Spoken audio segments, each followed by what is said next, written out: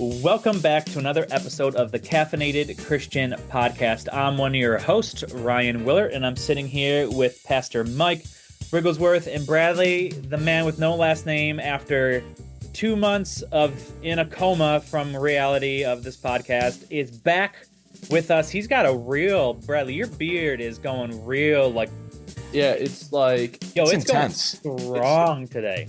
It's long. Yeah, it's gonna rival my beard. Mike said it's like the Matt Walsh beard. That's the biggest compliment I can hope for. It's not quite at that level, but it's getting there, Bradley. I mean, it's pretty good. It's what's interesting is I know in person because it seems like your hair closer to your mouth is more blonde than the rest of it. It is. So when you're like at a farther distance, it looks like you're having that Amish beard look. Oh yeah, it's just dark underneath. It's there, but at a distance, blonde. It's real blonde. Bradley, are you doing one of those beard, grooming kits that just help you grow more full and lush beard? Are you doing one of those regimens? So here's my secret, Mike. You ready? Yes. I'm gonna shock the beard world. Oh wow! Soap and water. That's it. It's not itchy. It's really soft. Nice. That's all I do. Soap and water. Wow. All right. That's about all I do. I think having, a decent looking beard has way more to do with genetics than anything else. It's just 100%. If you got a gross and patchy beard that looks like someone just threw glue on your face and then threw stray hairs at you, then it's just there's nothing that can be done for you. No, just don't even bother. Right. Yep, that's not the way God gifted you. Exactly. Oh, Mike, we know that with the top of our head. So that's right. Yeah, so God didn't gift me in follicles on my head and in height. He gifted me in facial hair. So I just count myself grateful. Yep. But before we go into the topic we are talking about today, let us talk about our coffee and / drinks. The reason why I say / is because while I was updating my computer and everything, I already finished my coffee. So let me start first. I went back to, I think from last podcast, Mike, I told you about Stauf's coffee. My cup's right here. The Stauf's coffee. So I was drinking Snickerdoodle flavor. Ooh. But I pounded that. And so as it was charging, I am at my seltzer now. Strawberry lemonade flavor seltzer water. Okay. So if I randomly disappears, because I probably have to go to the bathroom. So just keep going. But Mike, what are you drinking today? Actually, I am not drinking any coffee today. So here's a little bit of backstory for me. I have slightly high blood pressure, and so my doctors told me to stop eating processed foods and basically stop eating so much. And one of the things that I'm doing is I'm trying to eat more fruits, vegetables, good things like that. So for lunch today, I had a smoothie and I had some grapes and I had 2 cups of coffee already. And I've gone to the bathroom more than I care to admit. So I'm really concerned about what a 3rd cup of coffee would do to me. Yeah. So that's why I'm not drinking. I also have my other cup that I had with ice water in it. I've been chugging so much liquid today. Yeah. But I did drink today. I drank, it's called Mount Comfort coffee. My wife and I ordered it from Amazon. It's really great tasting coffee. Interesting. It's the closest thing I can compare it to, and it's not a good comparison, but it's got this really nice, rich flavor, and it's not Tim Hortons, it's not Starbucks, but if you found the right blend between the two of them, I feel like you'd get Mount Comfort. It's got a good, nice flavor. It's not too strong, and it's not too weak. It's just got it's right down the middle between, how Starbucks can sometimes feel like you're drinking burnt rubber, and Tim Hortons. I think that coffee sometimes is weak depending on who's brewing it. But Mount Comfort is just it stays true to its name. I'll just put it that way. Yeah. Bradley, what about you?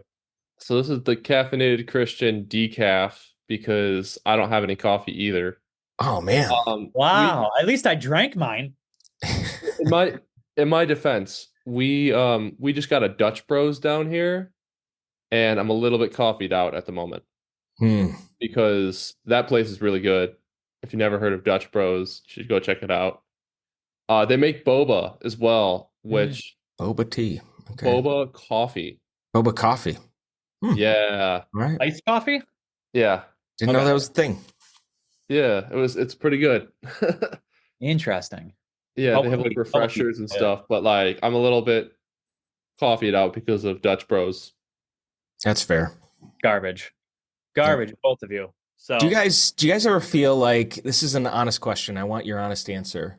Like, I feel like I could drink 2 cups of coffee, max 3, and after that, literally, the coffee does not taste good to me anymore. yes, yeah. Right? I feel like I get sick to my stomach if I have too much caffeine. Mm-hmm. Like I'm just like I feel like the disgusting slob if I have too much coffee. I mean, more so Than usual. You usual. always feel like a disgusting slob? always Is that what feel- you're saying? even after drinking I'll finish a seltzer. I had a cup of coffee, been drinking water all day long. I'll drink the seltzer, and I could have like 10 cups of water, and I'll feel like a disgusting slob. Like I just apple disgusting slob. I just automatically feel like it, no matter what I do. Too much of something. Yeah, too much of something. Yep. All right. Good to know. Good to know it's not just me. Yeah. So, Mike, what are we talking about today? I'm going to toss it over to you to start off the topic that we have for this episode. So a little bit of backstory with this topic. So from like mid-April to mid-May, rather, I wasn't going back in time, April to mid-March. Yeah. But from mid-April to mid-May, I was on sabbatical. So it was the first time I was on sabbatical. If you're in ministry and you've never taken a sabbatical, I highly, highly recommend it. I think it is good and necessary. It's something that you don't realize how much you need until you actually do it.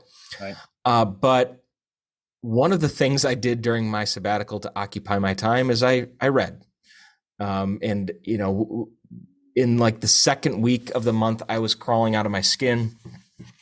And I just dove into this book that I've had on my shelf for, honestly, I've had it on my shelf for probably a year and a half, maybe a little bit longer. And it's a John Mark Comer book. And the book came out about 6 years ago. It's called God Has a Name.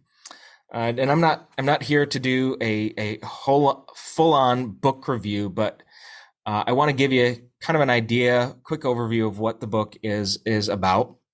And of course, this book is about God's name, but more than that, in the ancient culture, your name wasn't just a name. Your name was your identity, who you are, what you're like. Your name kind of represented you in to some extent. And so what he seeks to answer in this book is, okay, if we believe God exists, what is this God like? And we actually have a pretty good idea of what he's like. And he gives Moses what we would consider his name, and then he goes on to explain, hey, here's not only my name, but also here's what I'm like. This is my character. These are my qualities. And what I find interesting about this particular text in the Bible is it is the most quoted text within the Bible. It gets re-quoted over and over and over again. And it is Exodus 34, verses 4 through 7. So this is an interaction that Moses, leader of the Israelites, leads them out of Egyptian slavery. He has this interaction with God in Exodus 34, and it reads, "So Moses chiseled out 2 stone tablets like the first ones and went up to Mount Sinai early in the morning." So Moses chisels out the 10 commandments, gets really angry with the Israelites for worshiping a golden calf, and then breaks the tablets on the ground. He had an anger problem. So he chisels out another tablet with those commandments on them, and it says, he did this. He went early in the morning as the Lord Yahweh commanded him, and he carried the 2 stone tablets in his hand. And then the Lord came down in the cloud and stood there with him and proclaimed his name, the Lord. It says, and as he passed in front of Moses, proclaiming, the Lord, the compassionate and gracious God, slow to anger, abounding in love and faithfulness, maintaining love to thousands and forgiving wickedness, rebellion, and sin. Yet he does not leave the guilty unpunished. He punishes the children and their children for the sin of the parents to the third and fourth generation. So there's a ton to unpack within that text. And so basically what the book is he's going word by word, line by line. What does this passage mean? All right. And so there's this section where we're talking specifically. I just want to double check, make sure I've got the right part of the chapter of the book here, the section. This is right at the very beginning where we're talking about the name of God, the Lord, Yahweh, and who is this God? What is he like? And in this chapter, there's a quote that he gives by Dr. Gary Breshears. Ryan, I would guess, are you familiar with him at all? I've heard of him, yeah. You've heard of Gary Breshears. And Gary Breshears, he says that of God, this is a God that processes feelings with a human partner. All right, so what he does is he quotes, he's talking about this section in Exodus, another story where Israel just absolutely goes off the rail and starts worshiping other gods. And keep in mind, this is after God had saved them from the Red Sea. He gave them food and water in the middle of nowhere. Like, he's showing his mercy and his grace to them in just these incredible sorts of ways. And they spit on it. That's what they do. And this God, who is, as this passage I just read indicates, he is slow to anger. He finally he gets angry and he tells Moses he's going to destroy Israel and start over with Moses. He's like, I'm going to take us back to square one. I'm going to reboot things with you. He says in the book, I'm going to reboot the entire franchise, the franchise of Israel. And so God shares this with Moses. And then says, Yahweh is mad, understandably, and he makes the decision to wipe Israel off the map. And this is John Mark Comer speaking. And this is where I want to get your insight on. Sure. Moses talks him out of it. He essentially tells Yahweh, if you do this, then all the other nations will talk trash about you. You made a promise to lead your people through the desert. Your name is at stake here. The name that we just heard, compassionate, gracious, slow to anger, and abounding in love.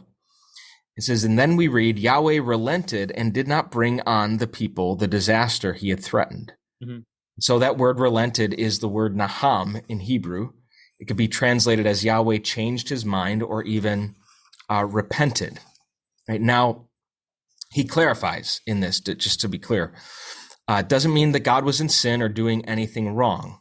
The word naham carries this idea of regret or remorse over a decision. The idea isn't that God was off base. It's that God was moved emotionally, mm-hmm. Right? He says he regretted his decision to judge Israel so harshly so that he changed his approach. And he says all of this leads to a vision of a God who responds. So who is a God who is open to our ideas, dynamic, involved in our lives, but not in control, quote unquote, in the automated, what's going to happen is going to happen with or without me kind of way. God is more of a friend than a formula, right? And so here's what I want you guys to, speak to on. To what extent, first off, what are your initial thoughts on this section here? What are your initial impressions? Brad, do you want to go first or do you want me to go first? You can go first if you'd like. Yeah, I see. So I see nothing on the face value inappropriate or wrong about that. It seems to me you would have to think that's false. You would have to have some sort of prior assumption about some theological doctrine in order to start asking questions. I think so. Let me get to, is he trying to counteract the doctrine of impassibility? Maybe. Okay. Can you, Ryan, for our listeners, what's impassibility? I could actually tell them what impassibility is. It's basically the idea that God doesn't feel or experience human emotion. Yeah, it's like he can't be acted upon or moved by any other source than himself. Right. Which which I have a lot of problems with theologically. So, Yeah, and if God truly made us in his image and we experience emotion, it stands to reason he would too. Unless emotions in of themselves are yeah, an inherently human quality, which I don't think need that to the know what Bible you mean gives us by allowance for that. moved or acted upon, because even if God has knowledge of certain things, even in a deterministic world, it still requires these objects to be there for him to have kind of knowledge he has. So, I mean, even just at the bare minimum, he's going to necessarily have to have things acted upon him.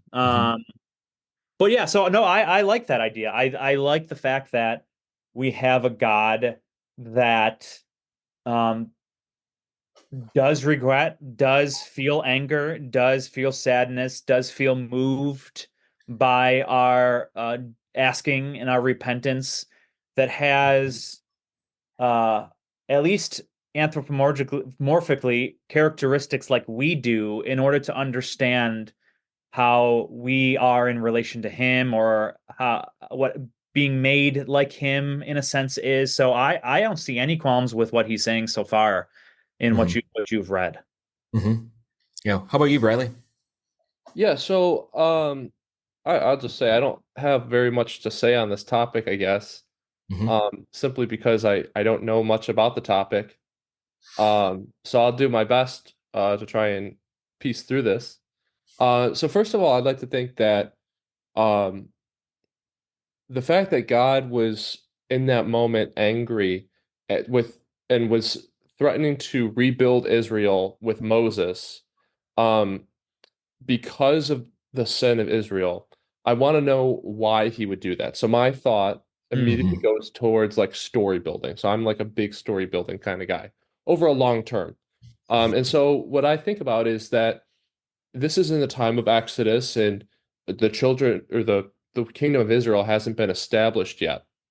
And so what I like to think about is that Israel didn't know much about God other than he's God. Sure. And of course, this is before the time of the 40 years of wandering. So they're not even getting led around by the pillar of smoke and the pillar of fire. So they just kind of know about God as like this, um, as somebody that brought death to Egypt and kill, metaphorically killed the gods of Egypt. And Um, in a sense, Bradley, were how long were they in Egypt for? It oh, seemed to long have time. disappeared for them, not listening to them for how long? You know what I mean? Since they've been in Egypt. So I think that um, what God's doing here is more revealing his nature to Israel. So like Israel's worshiping these other gods, which hasn't been a problem yet for them. So because like you think about it, you're in Egypt, they had a pantheon of gods that you could worship, and they encourage you to worship other gods. So what God's doing here is he's laying the groundwork, and he's saying, "Hey, look, um, that really bothers me. Don't do that." Um, so I think that that's where I'm going to be looking at it from, unless you guys have other opinions to add to that. Yeah. Um, Well, yeah. No, what I was No, thinking about what you're going to say, Bradley,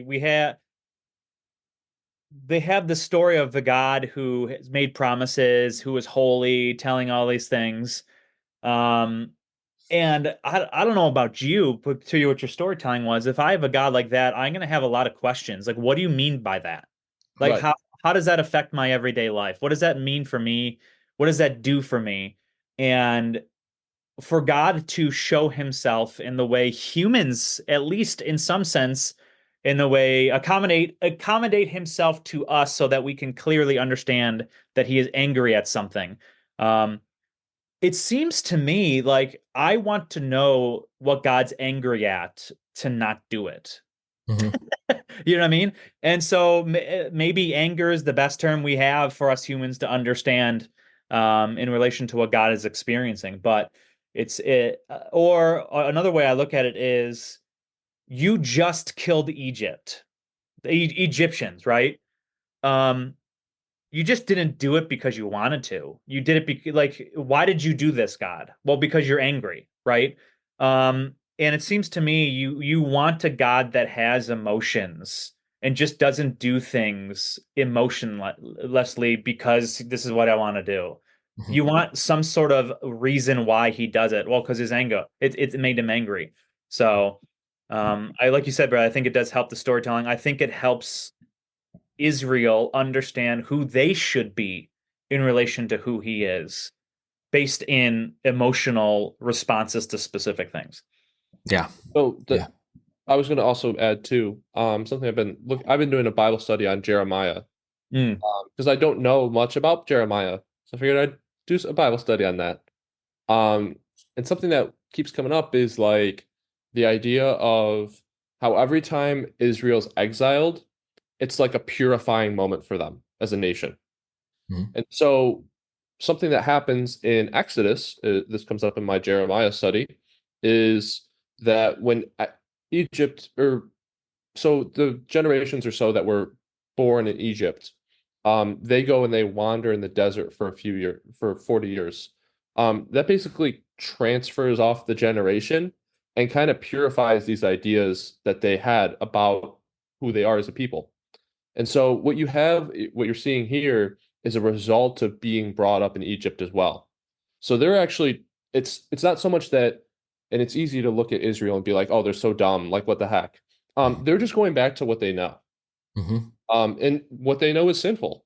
Yeah. And they have to be showing like, okay, look at this. I'm trying to build this new thing here. These are what we're going to bend and we're going to twist and we're going to move around a little bit because your understanding of what you think is the normal thing to do is not okay.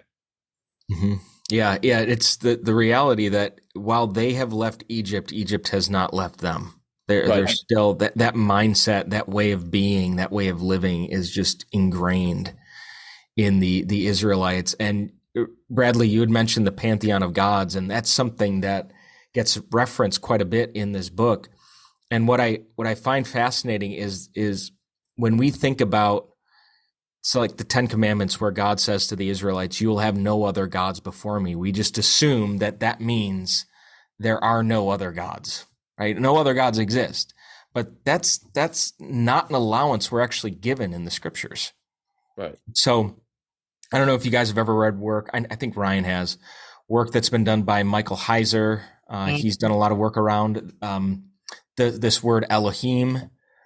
John Mark Comer builds off of his work. And I know Tim Mackey, the guy that started the Bible Project, he's done a lot of work around this particular word in the Hebrew as well. But this word Elohim is used for God, but it was used more generically for unseen spiritual beings. And if you look at the biblical text, I don't have the text right in front of me, but it's the advantage of just reading really smart people, that these spiritual beings were given certain territories to oversee. They were given a modicum of influence and power in certain territories. And he references that in the God Has a Name book. I mean, I can give you a reference right now. Daniel. Yeah. For sure. Absolutely. Yeah, Prince of Persia. Prince of Persia delayed me, and Michael had to come in. Right. Step in as I got this message to you. Yeah. Right. There's your reference, guys. We've been studying the book of Daniel in men's breakfast. But the thing is, you look at world events that take place, and he just poses this idea. And like, again, this is mystery. We don't fully know. He says, hey, like, here's this area where there were multiple school shootings within a relatively short span of time. Was this just coincidental? Or is there a spiritual being that is influencing people to do these things? Right? And if I'm coming at this from a Christian worldview, a biblical worldview, a worldview that believes that there are unseen spiritual beings out there, I have to believe that there's some type of nefarious demonic influence that's taking place, where even if somebody wouldn't say, I am worshiping a god, their actions showcase that they in fact are worshiping something. And that the spiritual being is an Elohim. It is a lesser god. It is not Yahweh, but it is nevertheless a being that is in some way being worshipped. So what I think is important about this particular passage, that we have just this God that is willing to participate with human beings in doing something in the world, is significant, because other gods that are worshipped do not do that. No, they are rigid, unforgiving, inflexible, tyrannical, terrible beings that other nations would worship. So the fact that this God says, "Hey, I'm going to work with human beings who are made in my image," it's a significant thing. Yeah. So I also find it interesting that, we find this God to be gracious and compassionate and slow to anger, and Moses is notoriously angry.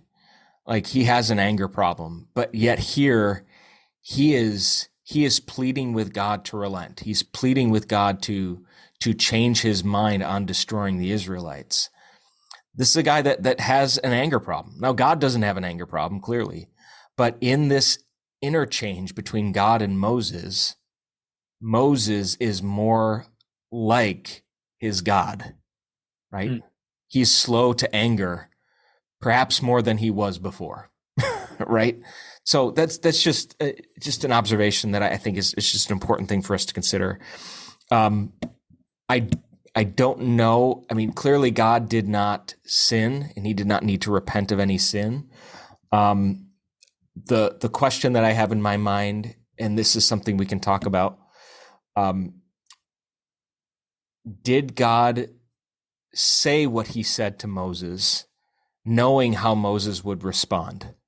Ryan, sure. You have something to say about that? 100%. So this goes into the so there's three main views you can look at this, right? You have the view of someone who holds to more of a deterministic point of view, where this is all anthropomorphic language and God never actually changed his mind. This is what he's determined from the beginning, and here it is, right? It's just trying to explain what God's doing, and this isn't a literal thing, right? Even though it seems to me Moses had to do something in order for God to do something. And if Moses weren't to do something, this wouldn't have been the case, right? You have the other side of the coin, the direct other side of the coin, that says God doesn't know future contingents or future, and he's open. So God has the ability to go, okay, well, if I'm going to change my mind here. I don't know what's going to happen with changing my mind, but I'm just going to stop doing it, right?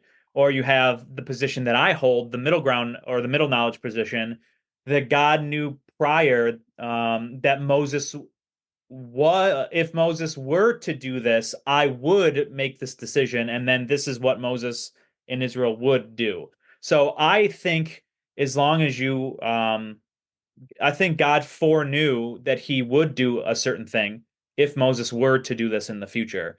And so I don't think it took God by surprise at all. But it seems God, being a free being, could freely choose to do something different, but he would know based off of what people and circumstances would be prior in the past eternity. You know what I mean? So if Moses didn't respond that way, if he didn't intervene, you think God would have destroyed Israel? I think he would have, because what he says to Moses is, I'm going to do this. I'm going to get my promise to the forefathers done, but through you still. And so we don't see any hint of God couldn't have achieved his promise to the forefathers. It would have just been through a different path. But I wonder if God knew that if he were to say this to Moses, this is what Moses would do. And so he said it, knowing that he would never have done it in the first place, because he knew Moses would have freely. So we would have, it's fascinating, because we would have had a much different Bible if Moses hadn't come before God. So like the story of Israel that we read moving forward is credited to Moses' exchange with God in this moment. Sure. And we see these things all the time. Like he says, I speak in parables, because if the Pharisees knew what I were going to do, they wouldn't have crucified the Son of God. They would have said, step back and like, okay, I'm going to let you live then. Yeah. You know what I mean? But he foreknew that this would be the case and organized a world in which it would be. But I do think it's actually a live possibility that God could have achieved his plan with a different group of Israelites through Moses, as God said he was going to do. And he said, step back, let me do it. And as you said, if God's truly a free being, of course he's able to do that. Sure, yeah. Right. And Moses was still there, and all his promise before the new covenant with Israel, the Sinai covenant, right, was to the forefathers. So as long as he kept his word to the forefathers, he and you still had Israel, he could still fulfill what he wanted to do. It just would have looked a lot differently. So I think it was a real decision to recant and go, okay, but I don't think it took him by surprise or it was determined in any way. I have a slightly different perspective. Okay. Not that I would disagree with you. I think disagree is a strong word. It's not what I was going to say. So I would say there's two things that I'd like to bring before I tell you what I would like to say. Sure. First of all, Israel had just come from, again, the pantheon of gods. And if you look at the pantheon of gods in Egypt, if you look at it in anywhere that you'd like to, where there's a pantheon of gods, you could do the Greek gods, for example. One of the things that you see is that they are basically like corrupted humans. Like basic at the most basic value, they're just corrupted humans in high places of power. And so you live through that, and I think that influences, if that's how you view gods as, that influences your perspective on the one true God. And so I don't think that when it says God actually changed his mind, that's not exactly how I would say it actually happened. And I would say that it probably leads more towards your point, Ryan, the Molinist view, but where God knew that if he said that to Moses, it would get Moses's heart to change, and it would also bring out this different light in Israel if he had done that. And so I think that that's what he did, and it wasn't that he changed his mind; it was that was his intention the whole time. Yeah, that's what I'm getting at. Like he knew he was going to do that if Moses, if Moses does this, this is what I'm going to decide to do. So he changes his mind in the respect of deciding not to kill Israel. But it's not like he changed his mind in how he does things in relation to creation, where it's still to us, we're his enemy if we're not forgiven. And he promises that if we repent, we become a part of his family. There's no changing his mind on that. But he still will look at us differently given the fact of our status in relation to him. Right. And so what I would say is like, and the reason why I brought up the Pantheon is because those gods like change their mind on a whim. Like you can look at so many different stories, through mythology where a being goes up to a god and asks for something, and the god says, "Hey, you can have it," and then like changes their mind, and then they're like stricken with a horrible curse or something like that, like Medusa or something like that. Yeah.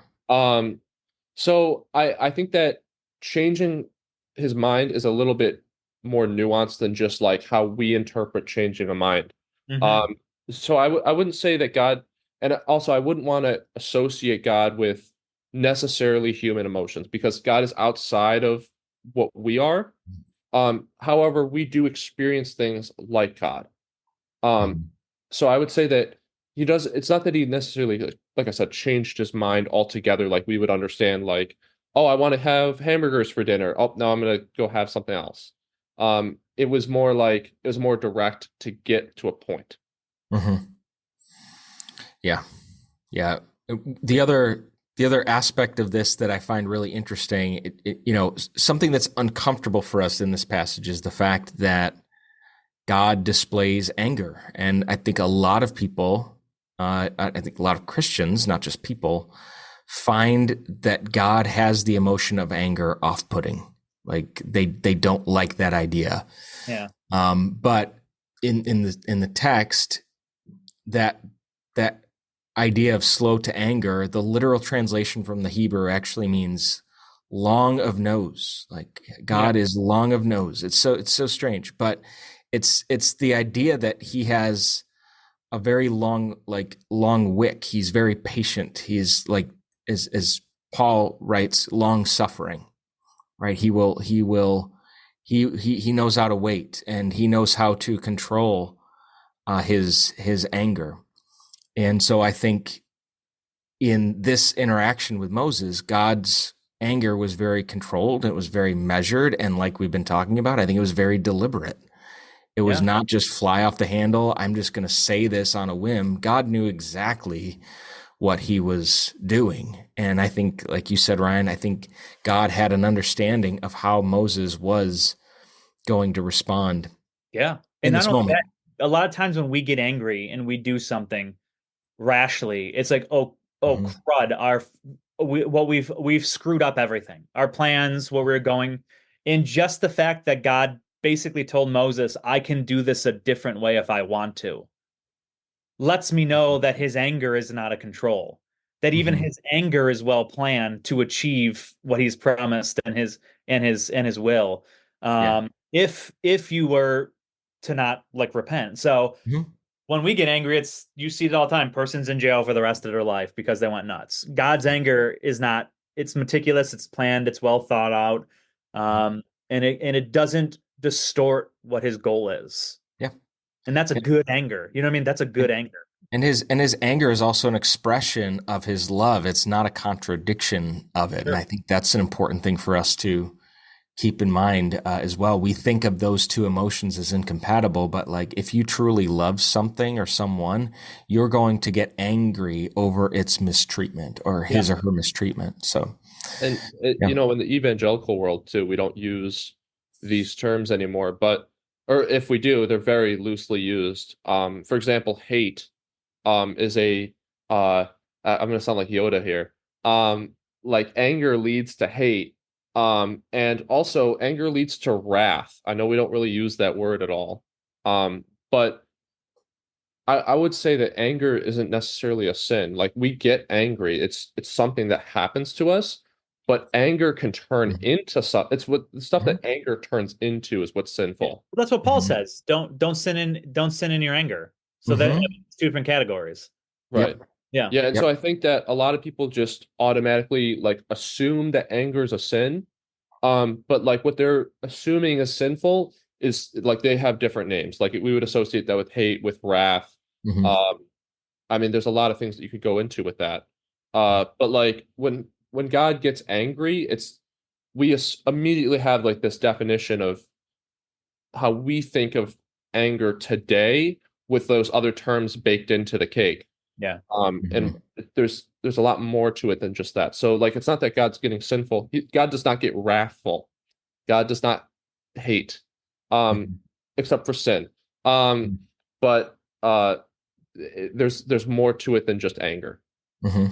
Yeah. Yeah. And I've said this, I've heard it said by other preachers that God hates sin because it robs him of that which he loves, and that's you. Right. Sure. So in this exchange between God and Moses, it raises a really interesting question for me, and I'll bring this out to you guys. To what degree, if any, do our prayers move the will of God? There we go. We could probably have a whole separate podcast. I got some stuff to say on this one. Go ahead, Bradley. Shoot. Okay. I've been studying prayer recently, because something that I heard as a quote recently, and I'm not going to remember who said it, but somebody said, prayer does nothing for God and worship does nothing for God. It does something for us. And so what I have found is that prayer is a way of transforming our hearts to be more in line with Christ and what his promises offer. And that's not to say that like praying for like somebody to feel better is a bad thing, or it's not going to be effective at all. Or that, you know, if you have like a need, that God's not going to answer it because you prayed for it. Prayer is a much deeper thing than that. It's having a communion with God. It's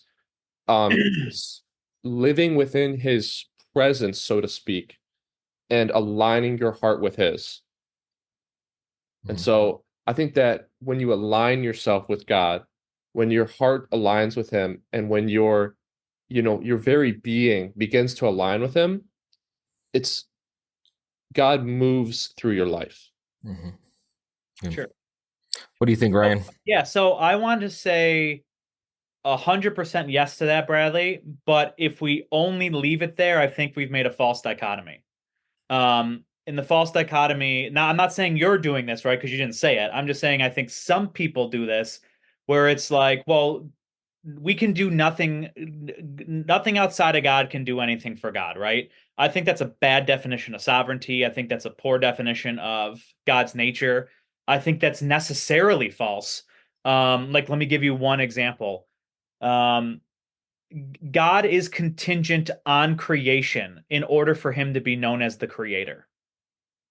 And that is necessarily true, meaning God can't be the creator without something other than himself. And that is a contingent aspect of who he is. So I think there are necessary facts that God requires outside himself to make him who he is. And that says nothing to do with his omnipotence, omniscience. It's just a necessary truth, right? I do think prayer changes us. So whatever Bradley said, here's 2 big thumbs up. Hold on to every single ounce of what he just said.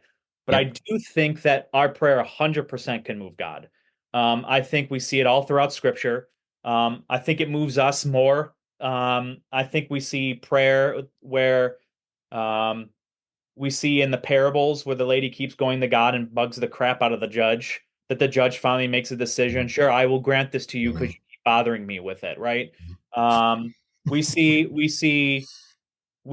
Jesus says you didn't receive this from God because you weren't in fasting and prayer. I think there are 100% things that we won't receive or can't learn, or God doesn't move because we won't prayer. But I think that's perfectly fine, because if you take a middle knowledge perspective, it doesn't surprise God. God has it in his plan that he foreknew prior to creation. Bradley would freely ask for this. And if I were to grant it, this would be the cause. If I weren't to grant it, this would be the cause. And it's a part of his eternal knowledge that he knows of counterfactuals located in his middle knowledge. Yep. But I think if you hold to that view, it incorporates the fact that God has allowed in his plan, by his decision, to allow himself to be moved by free creatures. And that's purely God's choice to allow himself to do that. But how he's moved is contingent upon our free choice of what we will pray and how we will pray it, type thing. Ryan, I have a silly personal example of what you just said. Sure. Right. So I'm going to just rewind the tape a little bit here and go back to when I was in college. Unlike most Christian college students, I was longing for a future spouse, kind of unhealthily so. I'll just put it that way. And so I remember walking around the campus of the school asking God every day for him to bring a girl into my life. And I did it repeatedly, over and over and over and over, ad nauseum, to the point where if you listened to my prayers and you were God, you probably would have just smote me right then and there. Like, I'm sick of you. Shut up. Go away. You're done. Mm-hmm. But what happened in that moment is that God eventually did answer that prayer for me. Sure. Right. There was this girl that I met my first semester at college. She had to leave. She had to leave the campus, get out of the program for health reasons. But we found one another over, I think it was Facebook, and then we started talking over AOL Instant Messenger. And to make a long story very, very short, I learned through that experience that it was the worst thing for me, and that I was actually putting a romantic relationship ahead of my relationship with God. Sure. God answered my prayer. I was persistent. I would not relent. I would not let go. He answered it. 100% answered it. And I learned a hard lesson through that answered prayer. Sure. Right? And there was actually repeated relationships where I had to relearn that lesson until I finally met my wife over, I think 9 years ago. In May, I met my wife, and I think God can and God does answer prayers, and He'll do so to teach us more of Himself, teach us where our greatest affection and attention needs to be, and it's Him. Sure. And so I think He answers our prayers that are in alignment with His will, yes. Sure. But sometimes He will answer our prayers that are maybe not in complete alignment with His will, and He says, okay, this comes to your counterfactuals argument, Ryan. It comes back to the Molinist argument that, okay, if this is the only way I can teach you this lesson and teach you to depend on me more than anything or anyone else, I will answer this prayer and I will let you fall flat on your face. I will give you what you want. Absolutely. And he did. And it's part of my testimony now. Yeah. Right. So yes, I believe that God can and does answer prayers, the persistent ones. And if I can add to that too, Mike, yeah. I think a counterfactual argument doesn't say that God can answer every prayer, right? I think there are some prayers that God cannot answer. Let me give you an example. I am of the personal belief. Now, this isn't in scripture. This is just sort of a logical consequence of some views I hold, right? That God is going to try to save everyone independent of us praying for them. What that means is, in my point of view, my personal POV, right, that if I don't pray for my neighbor, even though God knows He could save him, He's not going to because I didn't pray. I don't think God gives us that kind of power. Right. So I think there are some things that are necessarily not going to be answered because it's not in our power or God's plan, because God has a will that's higher than ours. And that puts my neighbor's salvation into my hands, which I don't think is scriptural. Well, and there's a biblical example of what you just talked about. So look at the story of Jonah. Jonah chapter 1, where he's fleeing to Tarshish, away from Nineveh, what God had called him to, and he's on this ship with a bunch of pagan sailors, and he's sleeping while this torrential storm is threatening to break the boat apart, and they're throwing all the cargo off the ship. And in verse 5 of chapter 1, the pagan sailors are praying to foreign gods. They're praying to their gods. Yeah. In verse 14, they're making sacrifices to Yahweh and praying to Him. And you know who didn't do anything to have that happen? Jonah. Jonah didn't do anything. In fact, the first prayer to Yahweh is not from Jonah. It's not from Jonah. It's from the pagan sailors. Yeah. Okay, and so Jonah didn't want it either. He looked at God and goes, "Please don't." Yeah, and so God saves these guys, draws these guys to Himself in spite of Jonah. Yeah, right. Right, in spite of the fact that Jonah is just this horrible human being. So that gives me a level of encouragement that, okay, my neighbor's salvation, or the salvation of my children, I pray every day for their salvation before they go to bed. But those things are not contingent on me. And hey, it's even further. In spite of Jonah's misrepresentation of God, these sailors come to know God. Sure, right? And that's like, I think sometimes in the church, and maybe I've even unintentionally preached this, that like, hey, we say things like, we're the only Jesus this world is going to see. And there's some level of truth to that. We need to be modeling Jesus to people, but we don't want the messaging that people walk away with to be their salvation is totally contingent on you. Because it's not. Right. It's not. Yeah. It's just way bigger than that. So, and that goes to what Bradley, and I want to agree with you again here, Bradley, that I think sometimes when we pray for people's salvation and they come to salvation, that prayer, I think a lot of times was meant for us and people looking on us praying versus the person being prayed for. And so I think it's a thumbs up there. I think it's 100% a both and when it comes to it. 100% what you said and 100% that God can answer it. But I think so. Let me throw this out to you guys and get your thoughts on this. It's a very simple sort of way of thinking. I haven't really thought through it; just kind of popped in my head. And I guess for our listeners, maybe this will help determine what camp you're in. Do we think to any degree God will give us what we want? And this is what I mean by that. Do you think that when someone is eternally separated from him, it is because we chose it or God chose it? And if you go, well, God can't, like, if yes, I think God gives us things that we want, such as you see in Romans 1. All right, I gave you over to your desire, right? You over, yeah. If you think that's the case, I think you should at least bend towards the fact that we can have a desire and want in prayer and God give us what we want. At least bare minimum. If you think God can't give us what we want, then it seems to me you're going to fall into the camp that even hell is determined by God, even though we chose not to want it. He's the one that gave it to us. So I think at bare minimum, if you go, sure, he can give us what we want, we should at least some degree be open to some extent that prayers do have an effect.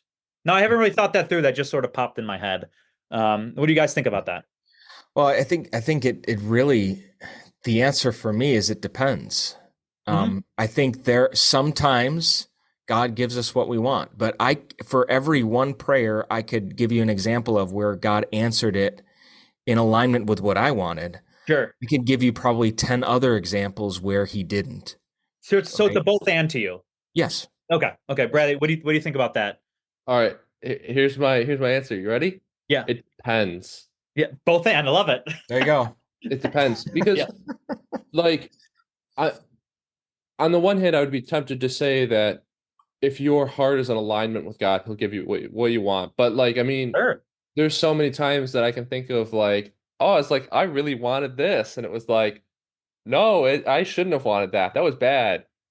And there's quite a few times where my heart was in alignment with God and I was asking for something, but what I didn't know was that thing would have hurt me at the time. Right. So I think that it depends on the person, and I think it depends on what God's plan is for their life. Sure, 100%. Yeah, it's like that Brooks song, Unanswered Prayers. Right. There's two events that come to mind immediately for me. One is a good pastor friend of mine. He and his wife, they were at a pastor's conference in Florida, and she's someone who talks openly and candidly about her testimony. So I could share this. She shared that she had struggled with rheumatoid arthritis for many, many, many years, and their church was getting ready to hold a healing service. Nothing weird, but just praying for people and asking God to move and work in their life. Nothing, off about it, but they wanted to do that specifically. And they're at this conference and they're worshiping, and she's having a conversation with God in her mind as she's worshiping. And she said, God, it'd be really great if you can heal me at our upcoming healing service. And she just hears this voice that says, how about right now? And she describes, Ryan, you studied miracles, so you know this. She describes feeling a warmth from the top of her head down to the soles of her feet. And her rheumatoid arthritis was completely gone. She was able to run up and down the aisles without any pain. And to this day, she's pain-free. And so God performed that incredible miracle. But now you have the situation that my family and I are in about a year out, where our son had a heart condition, hypoplastic left heart. And we had, not only me and my wife, it wasn't just us praying, it was just a whole army of people praying for God to move and work and heal our boy and make it so that we could bring him home. But God chose to take him home to himself, right? So those are two incredibly different outcomes to prayer, to prayers that we believe are both in alignment with God's will to heal somebody of a physical malady of some kind. But God answered one by healing the person, and God answered another by not. Sure. And it just comes back to, it depends. It's like, I don't say that saying I'm angry at God. I'm not angry at God. But there's that level of mystery. Like we cannot know the mind of God. His ways are not our ways. His thoughts are not our thoughts. As far as the heavens are above the earth, so his thoughts are not like ours. It's just reality. Yeah. So if we try to understand the mind of God and why he does the things that he does in this scripture that we used as a jumping off point here, I think we'll just drive ourselves crazy because we don't fully know the mind of God, but we can theorize, we can postulate, we can come up with all sorts of interesting things. But anyway, do you guys have any closing thoughts before we I want to say two things on the kind of two contexts we talked on. One is I kind of like that we have a God that is angry.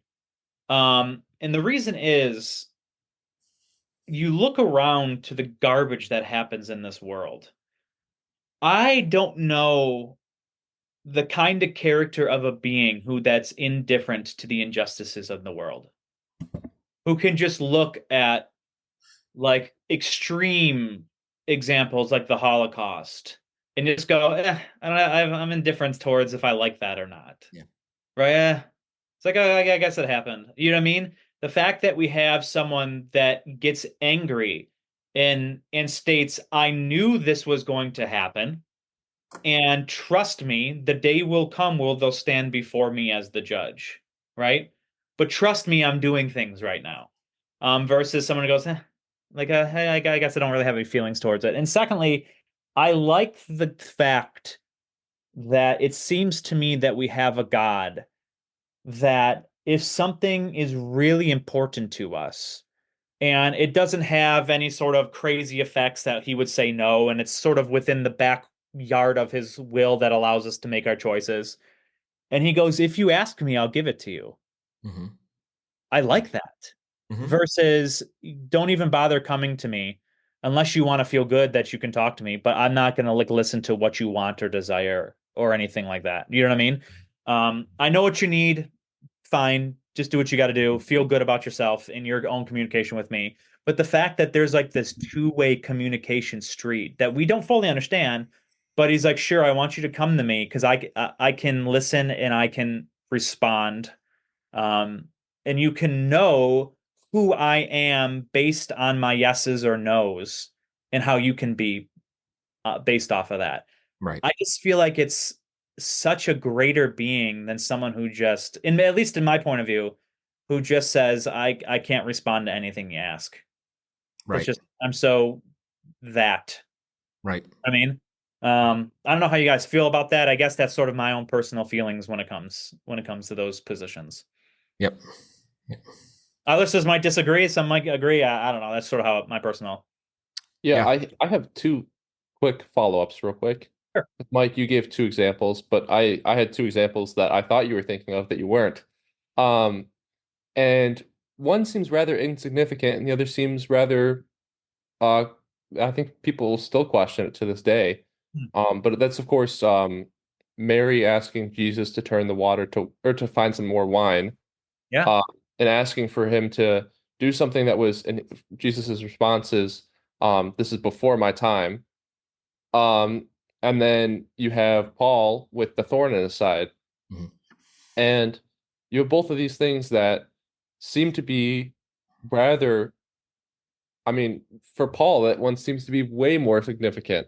If Paul has some type of injury that he's dealing with, or maybe it's a spiritual need that isn't being met, you think that maybe Paul, of course, that would be, out of the two prayers to grant, that would be the one to do it.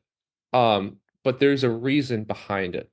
And so I think that we see everything kind of outplaying in front of us, but God sees it from above. Mm-hmm. So like we see maybe like the paint moving in this direction, but God sees, the drawing that's tracing. Mm-hmm. And so I think that when we're looking at prayers and if they get answered and if they don't, maybe that's not something that we're going to see in this lifetime. Right. But maybe that impacted somebody in a different way than it would have if God did not answer or did answer the prayer. Right. Well, look at the Paul example, right? Well, and my I grace think is sufficient, and who knows what we would have been reading, or the churches that he's written to would have understood or seen from his life example. And that's beyond Paul's life. Mm-hmm. Yeah. Right. And and Mike, I want to be careful when I say this, because I don't want to hurt your feelings or anything like that. But um, when your son passed, I don't think I've ever had a time since that I've stopped praying. Mm-hmm. And I think that, and I again want to be careful. I don't know that if he was healed miraculously, if I would sit there and say, okay, I'm going to keep praying. Mm-hmm. Because sometimes in these moments where we have times of jubilee, as the Bible describes, Mm-hmm. we have these moments where we, like the children of Israel, when they're delivered, they go back to worshiping their old gods. Mm-hmm. And in these times of tragedy, like their exile in Jeremiah, or their exile for Mm-hmm. the 40 years in the desert, um, they find their way back to God, and they find their way back to God stronger. Yeah. And so I Yeah. think that it depends, again, it depends on the situation. But I Mm-hmm. think in certain situations, a prayer answered can be very helpful to a wide range of people, because somebody could be benefited to be able to do ministry in a different way. Mm-hmm. And at a time of tragedy, it brings people closer to God. Yeah. Yeah, and that's not offensive at all, Bradley. And your story is it's encouraging, because it's something that is evidence of what God is not only doing in my wife and myself, but also in other people through our son's life. That you mentioned, just your prayer life has changed as a result of this. And In a year after. My gosh, that's a yeah. good word. And Yeah. we've heard stories of people who have they started asking questions about God, like really spiritual questions. People who have drifted from Him for years. So the Romans 8:28 is one of those verses you got to be really careful not to just pull out in moments of deep grief. Read the whole verse. But it is also true that God does work out all things for the good of those who love Him, and it's not that the things in and of themselves are good, but they work out to the good. I think that's an important distinction. Yeah. And I do think that, and there's another example of that, by the way, that there was this smaller shunt that was used in our son during his second surgery that to help increase the blood flow to his heart. And we found out about another couple in our area who gave birth to a son who has the same exact condition, who they used the smaller shunt on for that first surgery. So Joshua's surgery, it seems to be the case that what happened to him actually changed how they do this operation. Wow. Which is incredible. So they learned from the operation. Yeah, they did. That's crazy. They did. But here's what I would think, and I want to give you guys my closing thoughts on where I believe, what I believe about God's will. And it comes back to something that you said, Ryan, that when we're thinking about how we approach God in prayer, and are we praying in alignment with His will, and how do I process God answering certain prayers the way I want and not answering prayers the way that I want, I think it's helpful to remember that I think that God's will is less like a surgeon's light and more like a floodlight. Like surgeon's light is just very narrow, very precise. But God's will is a little bit more broad.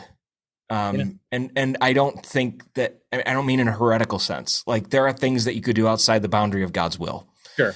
But I do think that there is a boundary, that there's a time where you are stepping outside of God's will, that you are sinning, but that there's room to move and operate within it, where you have free will, you have choice, sure. right? And God operates within that. There's this interaction between us and God, that I just think it's important for us to consider. So anyway, do you mind if I add one last thing to exactly what you said?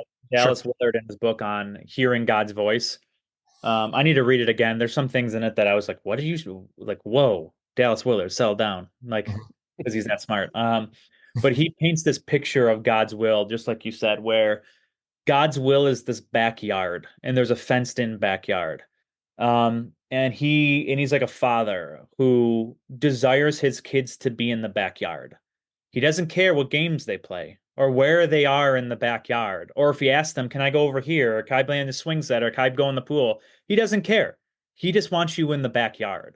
Mm-hmm. And it's sort of like that. If we can be in God's will, a lot of people, like you said, think God's will is like, it must be this one job, this one person, this one cereal I eat in the morning. When he's in fact, he's like, no, I want you to live in my kingdom. That's what I want you to do. And that's either at Tim Hortons, that's in your accounting office. Like, I have a will, my backyard, but play whatever game you want as long as you're in the backyard. And so that has been one of the biggest takeaways for me on this book so far. I'm just like, I get that. That makes sense to me. Yeah. That allows me to go, I can still do things for him, whether it be teaching at a Christian school or working at Home Depot. I'm still in the backyard. Yeah, absolutely. Good. All right. All right, everybody, I think that's a wrap for us. We want to thank you for listening to another episode of the Caffeinated Christian Podcast. Be sure to like and subscribe wherever it is you get your podcasts. You can also follow us on Facebook and on Instagram at the Caffeinated Christian Podcast. That's at the Caffeinated Christian Podcast. Also, be sure to like us on those platforms as well, and be sure to reach out to us about topics or ideas or thoughts that you have around future topics as well. We would love to get that feedback. So, until next time, have a great day.